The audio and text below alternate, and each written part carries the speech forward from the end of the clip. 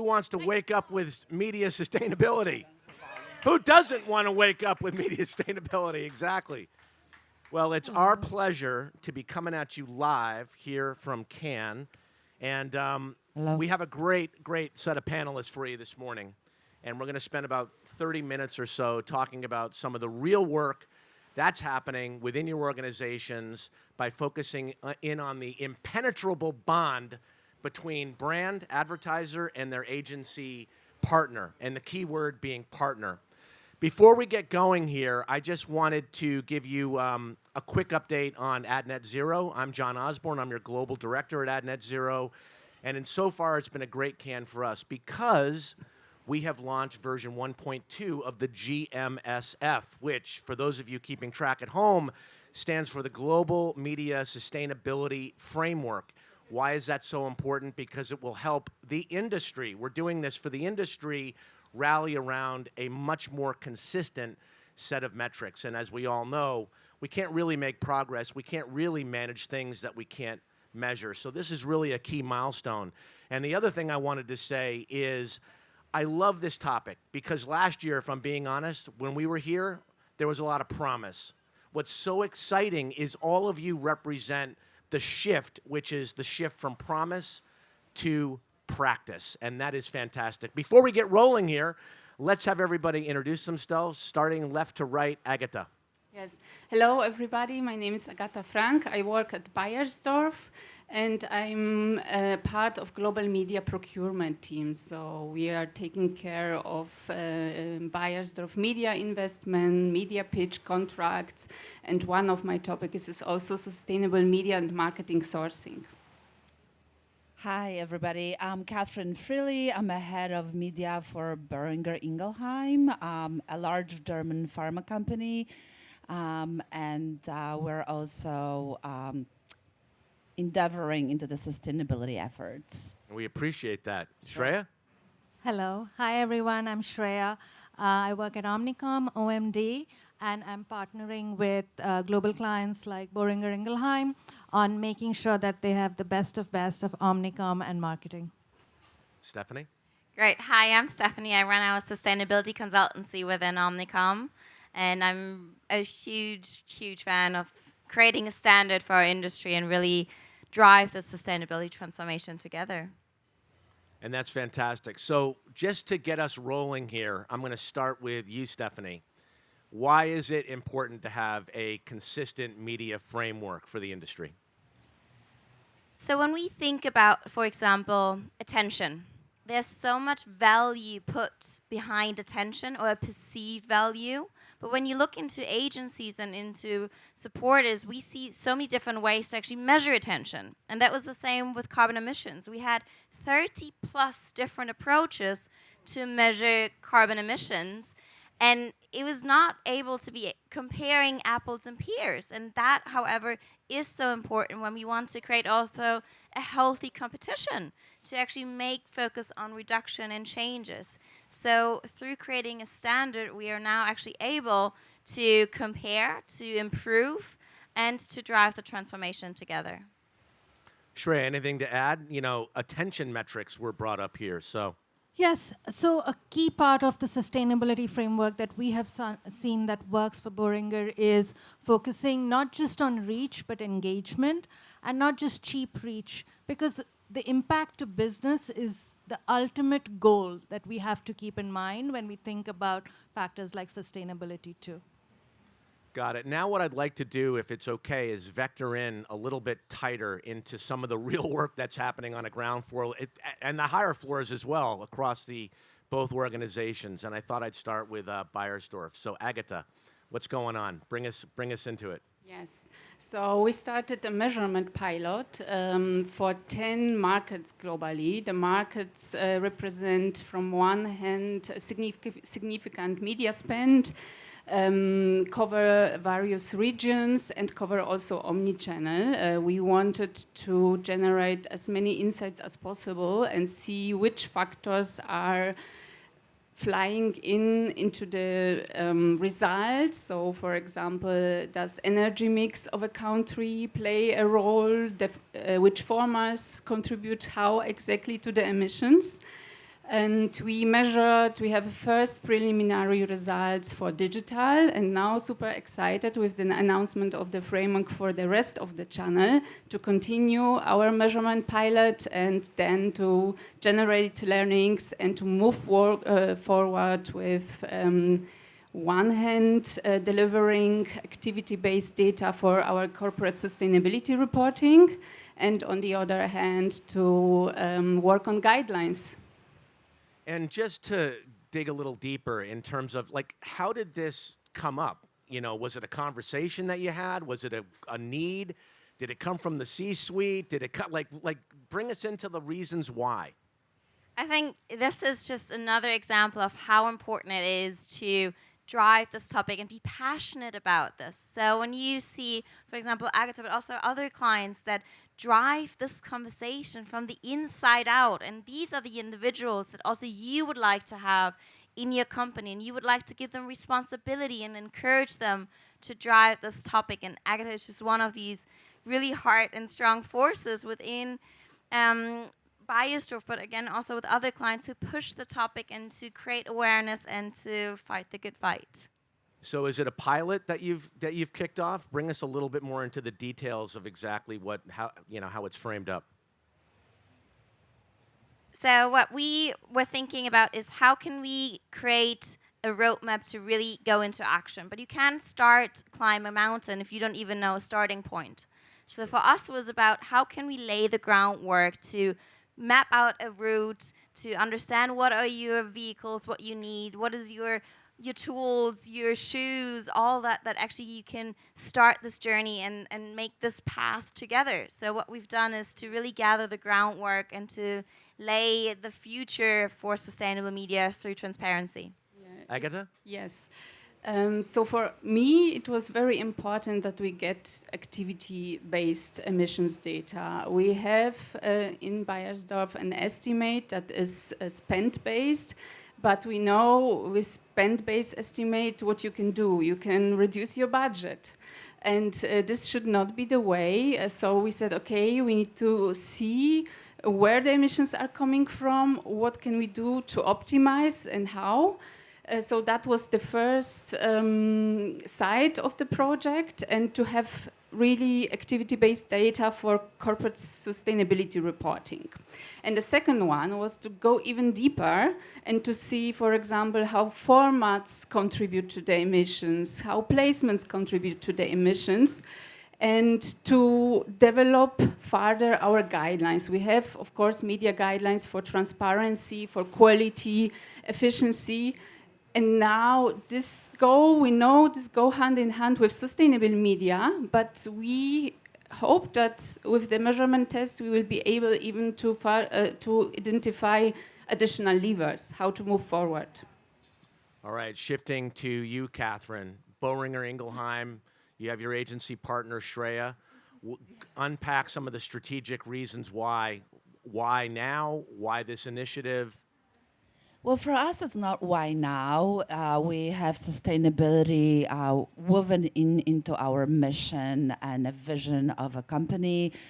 Boehringer Ingelheim is a privately owned company. We strongly believe in sustainability for generations, so it's not a trend. It didn't appear 2 years ago. It's been always there. We're actually are very, we're moving on this mission. We believe in life forward, and we believe in building a better world for generations to come, as well as their human companions, the pets, since we have a business for animal health as well as for human pharma. And truthfully, we do have a strong roadmap for sustainability in all the aspects of our operations. Media and advertising is just one of those principles, or one of the parts of our sustainability roadmap, which I partner very closely with Shreya on. Yeah, so Ozzy, with that as the macro umbrella, it was so easy for us to really bring this into action. We chose Jardiance, one of our flagship brands within Boehringer, as a study, as a measurement pilot, similar to what you did on Beiersdorf. And we focused in on the digital part of our campaign. Now, we know that programmatically there is a lot of flack on the amount of computing power that is used, and therefore it leaves a much larger carbon footprint. So we zeroed in on our programmatic OLV and specifically display buying within media for Boehringer, for Jardiance, and did a 6-month measurement pilot, used Scope 3, and partnered with IAS for the measurement framework as well. There are PMP deals, like programmatic deals, that OMG has pioneered with the trade desk. So it's truly a village that comes together once you have the blessing of the corporate that this is woven into our fabric. And we did for 6 months, similar to Beiersdorf. We saw impact in our footprint, but positive impact on outcomes, right? We measured it with script lift. Absolutely, and what's the most important thing is that your overall cost doesn't suffer. So it's easier said than done, right? You're like, oh, I have the sustainability framework, and I want to lower or offset carbon emission from all my programmatic buys, but I cannot deliver a much higher CPM because that can be a trade-off right off the bat. So that's why we were piloting, and we set out the framework of a pilot, and we were measuring the outcomes of that buy. But we were really happy that it didn't really increase our CPM significantly and delivered on our sustainability goals. Shreya, you mentioned partnership. And, as the saying goes, you can go further, faster with the right partners. To all of you, how has partnership factored into the work that you've done? So again, media is a complex ecosystem where there are so many partners at play. For the programmatic deals, OMG, Omnicom Media Group, partners closely with the trade desk, which then comes to action for our clients. Then we also work with IAS to make sure that our tags are rightly placed and they are focused on efficient reach and clean, effective reach, not just exposures. So something to attention. And then I would see another partner that we have worked very closely with, similar to AdNet Zero, is ANA that you work with.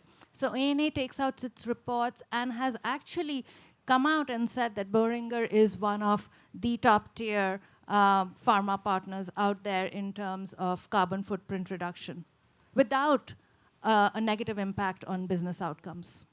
What are some of the unexpected challenges that came up along the way, and how did you work around them or over them? So earlier, I would have said the lack of standardization is a challenge, but now we have a global media sustainability framework, which well, the work goes on. It keeps going on. But yeah, so this is already good. I think a challenge is, one of the challenges is greenwashing, I would say. We don't trust to talk about what we are doing. We don't want to maybe admit we are at the beginning of the journey. You would expect that maybe we should have been already further. And we also are afraid that we'll do something wrong, so something that is not correct. But I mean, we are at the beginning, and the process is, sustainability is a process, it's a journey, yeah? And I think it's very bad. So we should just start progress over perfection and talk also about it. Talk also challenges, talk also, we don't always know, but we try.